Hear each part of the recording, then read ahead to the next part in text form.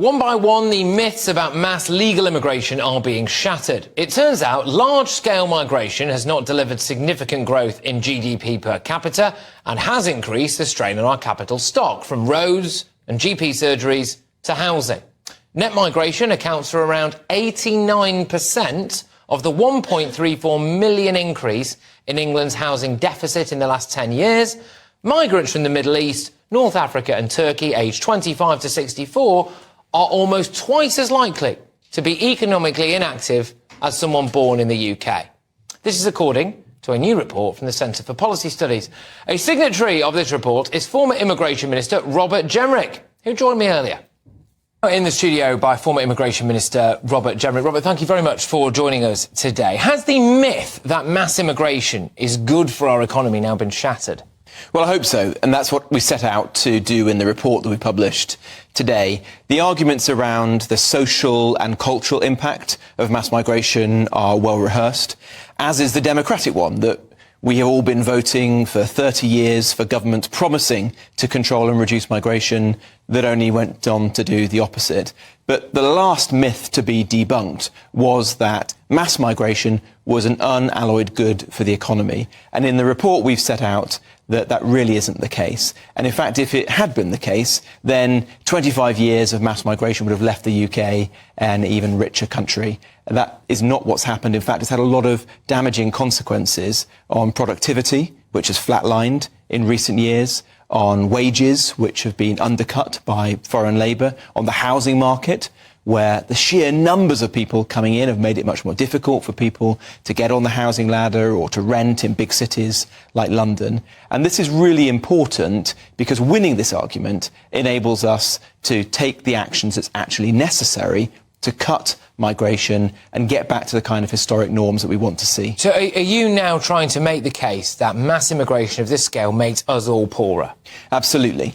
The sheer numbers of people coming in have placed massive pressure on public services like housing, access to GPs and doctors. That costs money to the exchequer. And also the types of people that have been coming in have often been, in fact, invariably been low-wage, low-skilled individuals who do not make a net contribution to the taxpayers here in the UK. OK, now, you have published a 30-point plan. We won't go into all of them, for obvious reasons.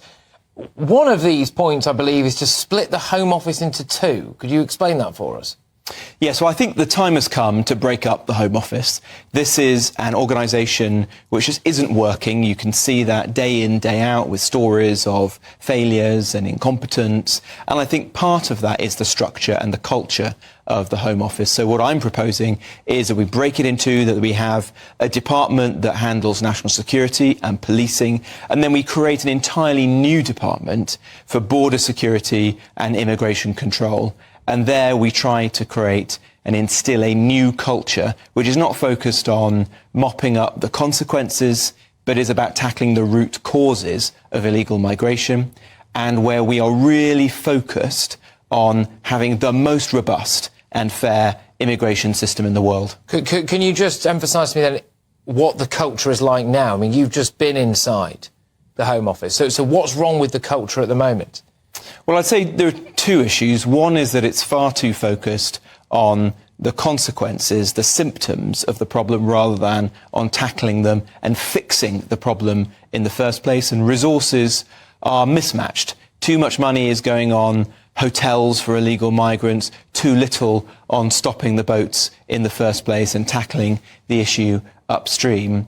And then secondly, the system is far too focused on managing issues like how we support migrants rather than on getting in and having a really robust we're too culture. Kind at the moment, you think? Well, I think we all want to see a compassionate and fair system, but we also want to see one that is robust and ultimately puts border security up front. I also just think that this is one of the most important issues for the public. You know, the public routinely say this is the number one or two issue facing the country right now, and therefore it is right that it has its own government department with a minister in cabinet directly accountable for what's going on. OK, a couple of other points I believe that you want to put across in this report are reducing the numbers of people coming in on health and social care visas and some student visas as well.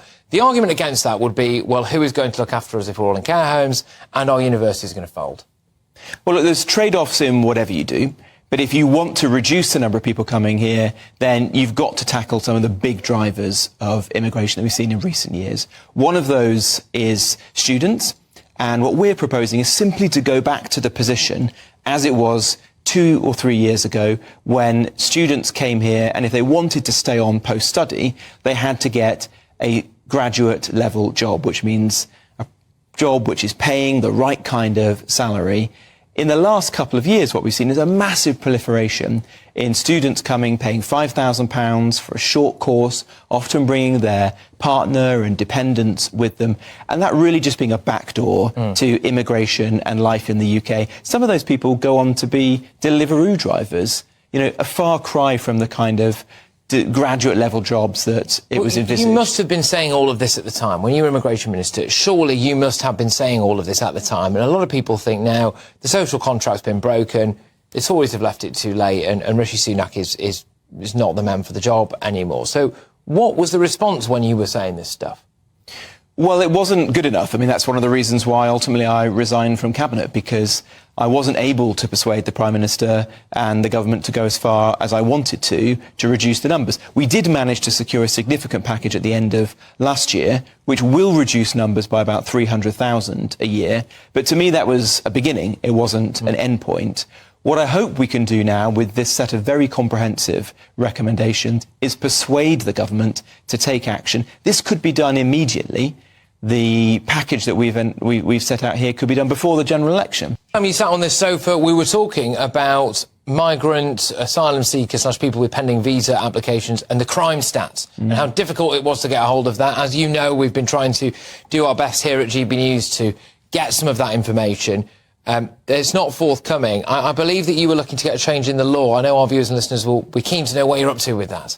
Well, GB News has been fantastic at supporting our campaign. It's Judgment Day coming up next week because the amendment that I have put to the Criminal Justice Bill will come before the House of Commons. And I hope that the government will see sense and will support that amendment.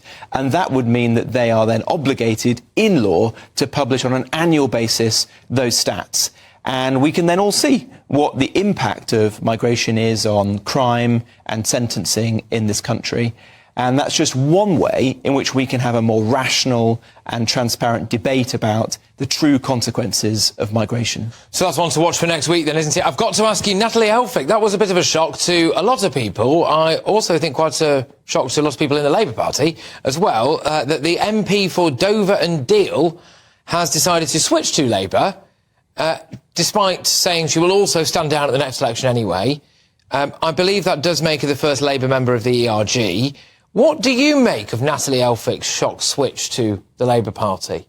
I think it's an idiotic decision. She's joined a party which stands for everything that she despises. I can't tell you the number of times I have had conversations with her, and she has attacked the Labour Party for their open doors approach, the fact that Keir Starmer has stood for free movement, has campaigned in the past to prevent foreign national offenders being sent back to their home countries. It's a betrayal, frankly, of the people that she represents in Dover and Deal, who are on the front line of our immigration crisis. Is it not, however, all of that may well be true, right? But is it also not quite embarrassing for Rishi Sunak? Because he's confronted with this at PMQs, and you've got Natalie Elphicke switching now on, she says, because of broken promises on borders and broken promises on immigration. So whilst you might have gone about things differently, I suppose there is a point of agreement between you and her there. I mean, is it not embarrassing for the Prime Minister and to this way that we need a general election now?